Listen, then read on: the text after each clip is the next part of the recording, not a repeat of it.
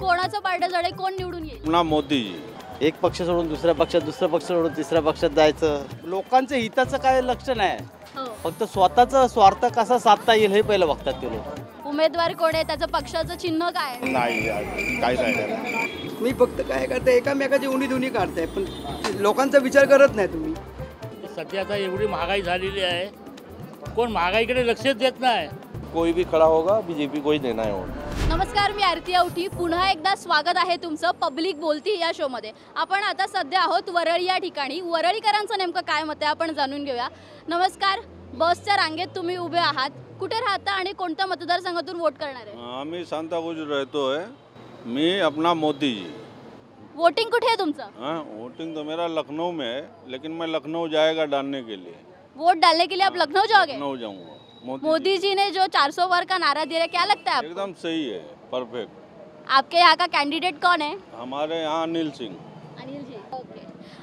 तुम्ही काय सांगाल, कोणत्या मतदारसंघातून वोट करता? बीजेपी. मतदारसंघाचं नाव तुमच्या? आइडिया नहीं है मुझे, अभी कंफर्म नहीं है, लेकिन मैं बीजेपी को ही दूंगा. कोई भी खड़ा हो उससे मतलब नहीं है, कोई भी खड़ा होगा बीजेपी को ही देना है वोट. किती वर्षांपासून मुंबईत आहात तुम्ही? 15 वर्षापासून. नाला सुपारा विरार. काय अपेक्षा आहेत तुमच्या उमेदवाराकडून? ठीक है, अच्छा है, पहले से तो अच्छा ही है, जो भी है बढ़िया है, बेस्ट है, ओके है. इथे हे लोक बसच्या रांगेत उभे आहेत, बस आलेले आहेत. आपण आणखी काही वरळीकरांचं मत जाणून घेण्याचा आपण प्रयत्न करूयात. तुमचा 2 मिनिटं वेळ घेते मी. यावर्षी वोटिंग करणार आहात का? हो करणार आहे. पहिलं वोट आहे? हो, माझं पहिलंच. कोणत्या गावचा आहेस तू? छत्रपती संभाजीनगर. राजकारण फॉलो करतो का? नाही, एवढं नाही, मेडिकल स्टुडंट आहे मी. अच्छा, मेडिकल स्टुडंट म्हणून तुझ्या उमेदवाराकडून काय अपेक्षा आहेत? उमेदवाराकडून म्हणजे त्यांनी सगळ्यांचा म्हणजे सगळ्याच फील्डचा विचार केला पाहिजे. आता आमचं मेडिकल स्टुडंट आहे, आमचं संभाजीनगरमध्ये रिसेंटली असे इन्सिडेंट झालेले की जे पेशंटचे रिलेटिव्ह असतात ते डॉक्टरवर अटॅक्स वगैरे होतात, तर डॉक्टरांची सेफ्टी हाच माझ्यासाठी एक सगळ्यात मोठा कन्सर्न आहे, कारण की पुढे चालून मी तिकडेच प्रॅक्टिस वगैरे करणार. आपण कोरोनाचा सगळ्यात मोठा काळ पाहिला आणि ते सगळ्यात मोठं संकट आपल्या देशावर होतं. मेडिकल, हेल्थ हे सगळे विषय सगळ्यात महत्त्वाचे आहेत, त्याकडे उमेदवारांनी लक्ष द्यावं असं तुझं म्हणणं आहे? नक्कीच. या व्यतिरिक्त आणखी काय अपेक्षा आहेत? बस तेवढीच. अजून एक महत्त्वाचा मुद्दा जो पूर्ण देशाभरात सध्या खूप ट्रेंडिंग आहे वगैरे, की वुमेन सेफ्टी. आपण आणखी काही लोकांशी बोलून पाहिलं का? काय सांगशील तू?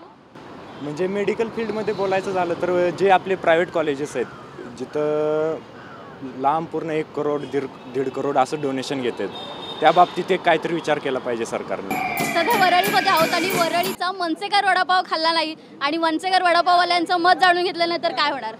दादा नमस्कार. हा बोला. नमस्कार. कसं चाललंय वडापावचा धंदा? आता दिसते तसाच व्यवस्थित चाललेला आहे. ते फक्त वडापाव लोकांना जास्त तिखटच पाहिजे असतो, कारण इथे गोड चटणी वगैरे नसते. तिखट जसा तुमचा वडापाव आहे तसंच सध्याचं राजकारण आपल्याला तिखट पाहायला मिळतंय. राजकारणाविषयी काय सांगाल? राजकारणाविषयी फक्त एकच सांगू शकतो की आजच्या परिस्थिती महागाई आहे ना, जी महागाईमध्ये आता वडापाव समजा 5 रुपयापासून ते वडापाव 15पर्यंत गेला, पण आताची परिस्थिती आली की वडापावचा रेट वाढू शकतो, कारण का तेल, बेसन, गॅस हे सगळं वाढत चाललं आहे प्रमाणाच्या बाहेर. आणि याच्यावर काय झालं, कोणत्याच पक्षाचं लक्ष नाही आहे. हा विचार करा, मला कुठल्या पक्षाशी घेणं देणं नाही आहे. मी फक्त काय करते, एकामेकाची उणी काढताय, पण लोकांचा विचार करत नाही तुम्ही. लोकांचा जनतेचा विचार काय की तुम्हाला कमी पैशात वडापाव दिला गेला पाहिजे. आता परिस्थिती असेल की हा वडापाव 20 रुपये होऊ शकतो का? मटेरियल महाग झालं आहे. त्यांना फक्त एकच सांगायचं होते की तुम्ही महागाई कमी करा. तुम्ही आपला मतदारसंघ कोणता? आणि मतदारसंघ आपला कुठला? शिवडी आहे ना आपला? कुठला आहे? शिवडी. हां, वरळी मतदारसंघ पहिला शिवडी. उमेदवार कोण आहे आपला? आमचा आता सेनेचा अरविंद सावंत. सध्या पाहायला गेलं तर महायुती वर्सेस महाविकास आघाडी आहे. तुम्ही जसं सांगितलं की अरविंद सावंत त्यांच्या विरोधात शिवसेनेकडूनही उमेदवार देण्यात आला, तर तुम्हाला काय वाटतं कोणाचं पारडं जड आहे? ते काय सांगू शकत नाही, लोकांवर आहे. आता लोकांच्या मते काय नाही, म्हणजे काय विचार आहे. आता लोक विचार करणार की बाबा कोणाला द्यावं कोणाला नाही. आता महागाईच्या दृष्टिकोनाने लोक वैतागलेलीच आहेत. हां, मग ते काय ठरवतील की कोणाला मत द्यायचं. पण ही महागाई कशामुळे वाढली तुम्हाला वाटतं? आता मागात लोक सांगतात ते युद्ध चालू आहे म्हणून तेलाचे भाव वाढले, तेल शॉर्ट प्रमाणात येते. आता प्रत्येक जे सरकार बसते त्यांनी काय कोण हा विचार करतच नाही लोकांचा, बरोबर की नाही? हां, ते फक्त काय करतात की एकामेकाची दोन्ही काढतात, पण इथे लोकांमध्ये तर काही नाही, जनतेचा विचार करा तुम्ही. बाकी तर मला काय म्हणायचं नाही. दादा कोणत्या मतदारसंघातून वोटिंग करणार आहे तुम्ही? हे वरली मतदारसंघ. तुमच्या उमेदवाराचं चिन्ह माहिती आहे का तुम्हाला?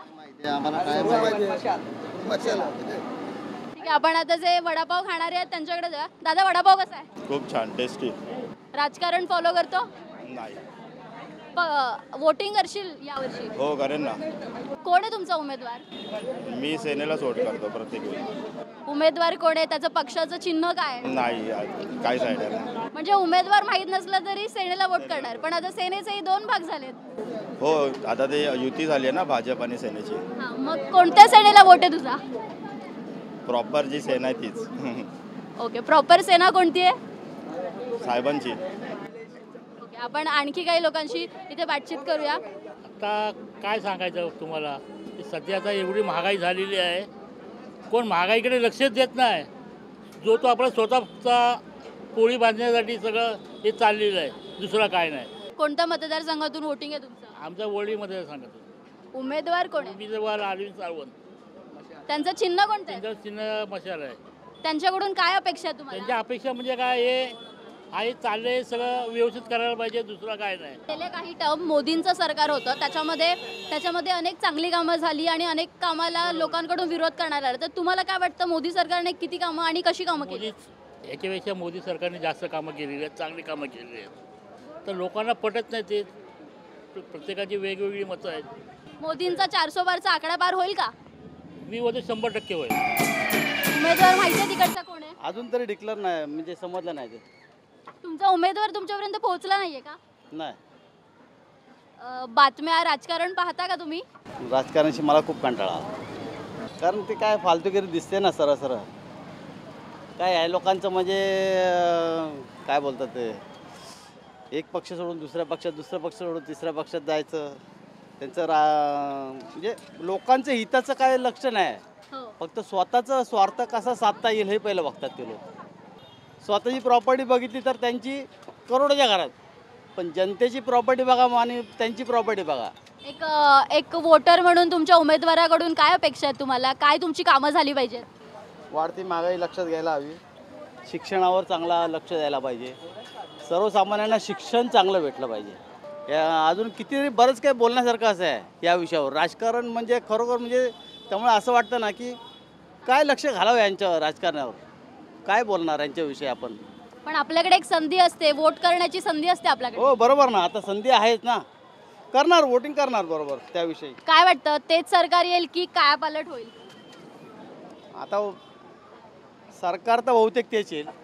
त्यामागे कारण विरोधी पक्षाकडे नेताच नाही, ठाम नेता असं बोलू शकेल असा, किंवा चांगलं विचारधाराचा नेता त्यांचे काय पक्षात मला पटत नाही. म्हणजे लोकांना फक्त चुना लावायचं कसं ते त्यांच्याकडून कळते. आपल्या फ्रेममध्ये एक आपला युवा व्यावसायिक कॅप्चर करतोय. दादा, तू वोट केलं याआधी? नाही, हा माझा पहिल्यांदाच एक्सपिरियन्स असेल वोट करायचा. म्हणजे आत्ताच माझं 18 वर्ष कंप्लीट झाले, सो माझं वोटर आय डी पण आलं आहे. तर आता हा माझा पहिला एक्सपिरियन्स असेल जेव्हा मी वोट करणार. बाबांना छान मदत करताना तू दिसतोय, पहिल्यांदाच वोट करणार आहे आणि राजकारण फॉलो करतो का? तुझ्या काय अपेक्षा आहे राजकारण्यांकडून? राजकारण वगैरे हे मी माझ्या पप्पांकडूनच म्हणजे खूप असं ऐकलं आहे की राजकारणामध्ये गेलं नाही पाहिजे, जस्ट बिकॉज की त्याच्यामध्ये खूप ग्रजेस असतात, पर्सनल ग्रजेस पण असतात आणि बाकीचे पण असतात खूप साऱ्या गोष्टी. तर मग तेच मला पण थोडं एवढं राजकारणाबद्दल आवड असं नाही. आपण काही पाणीपुरी खायला आलेल्या ग्राहकांकडून जाणून घेण्याचा प्रयत्न करूया. दादा, वोट कोणत्या मतदारसंघात आहे? आम्ही तिकडे मालवण. मालवणचे. उमेदवार कोण आहे माहिती आहे का? मालवणचे नारायण राणे. पक्षाचं चिन्ह काय आहे, त्या उमेदवाराचं चिन्ह काय आहे? कमळ. काय वाटतंय, कोकणात पारडं कोणाचं जड आहे? सध्या तरी असं म्हणजे प्रचाराचं बघता तर नारायण राणेंचंच वाटतंय. मोदींनी जो 400 पारचा नारा दिलाय, तुला काय वाटतंय एक वोटर म्हणून? की काय माहिती नाही, पण कोकणामध्ये तर नारायण राणे.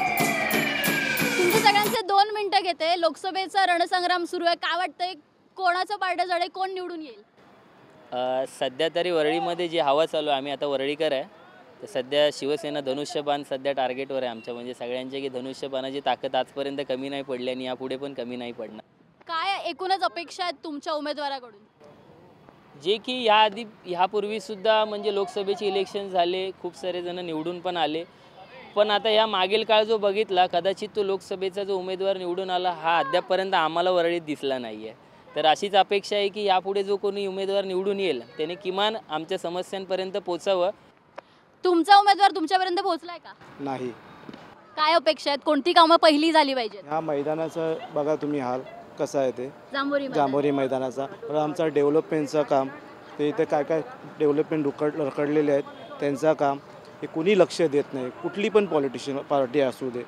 ओके, माझा तुम्हाला प्रश्न आहे की सध्याच्या महाराष्ट्राचं राजकारण पाहिलं तर एक युथ म्हणून तुम्ही काय बघता या राजकारणाकडे आणि काय तुमच्या भावना आहेत एकंदरीतच पाहता?